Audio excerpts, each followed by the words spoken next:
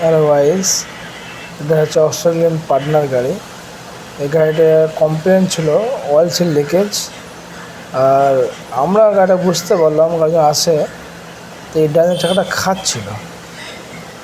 এবার চাকা খাওয়ার কারণ হচ্ছে হয়তো বেয়ারিংয়ে চেক নাট লুজ বা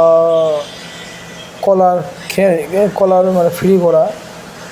ঠিক আছে, আমরা যারা চাটা খোলার পর দেখছি কলারটা ফ্রি হচ্ছে, তা আমরা কলারে মাল ধরে এসে মাল ধরে লাগাচ্ছি। তা এসব জিনিস হলে কলা যদি ফ্রি হয়ে যায় বা হয়, এক্ষেত্রে টায়ার খেয়ে নেয়। বা যদি চেনের লুজ থাকে সেক্ষেত্রেও টায়ার খেয়ে নেবে। টায়ার অনেক রকম রোগ আছে, পাতি বোস মেটাল বোস, আবার বোস, অনেক কিছু রোগ আছে। বা পাতির সেন্টার বল আউট হলেও টায়ার খেতে লাগবে।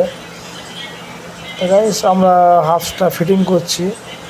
তা হাফসটা এখনকার আগে যেন হাফসে গ্রিজ করতো, আগে যেমন কোম্পানির গাড়ি ছিল টাটা লেন, সমস্ত গাড়ি হাফসে গ্রিজ হতো।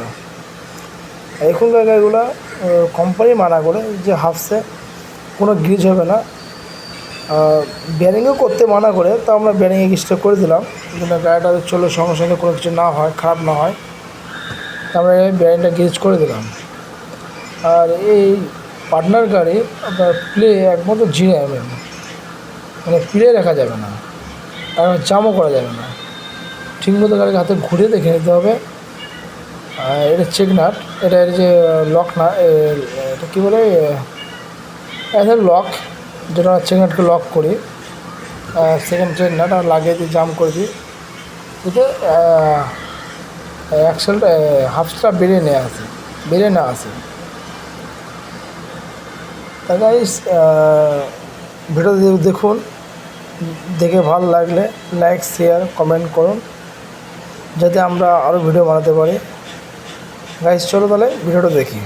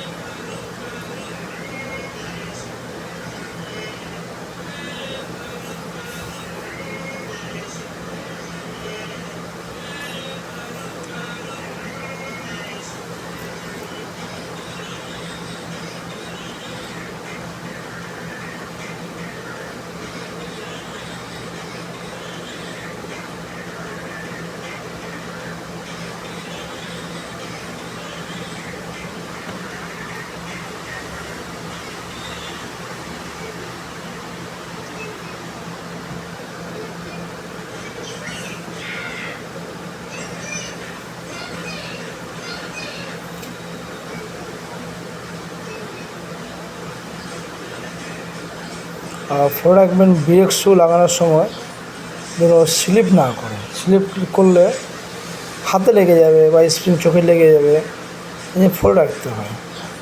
আর ব্রেক শু যদি তেল মাখা কিছু থাকে তা ব্রেক শুটা ঘষে নিতে হয়। ব্রেকটা ঘষে নিচ্ছি। আর এই ব্রেক শুটা লক আছে, স্প্রিং লক, পাতলা প্লেট, লক করে ওই লকটা একটু 19 মিনিট হয়, স্লিপ মানে চোখে মুখে লেগে যায়, ওই জিনিসটা ফলো রাখতে হবে। দেখুন,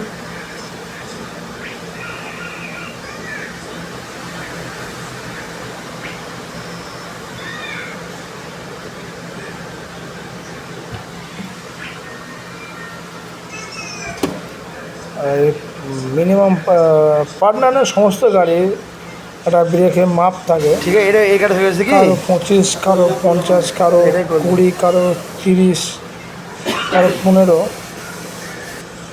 এটা যারা রেগুলার মিস্ত্রি যারা কাজ করে তারা আইডিয়া পেয়ে যায় মানে কীরকম করলে ভালো হয়।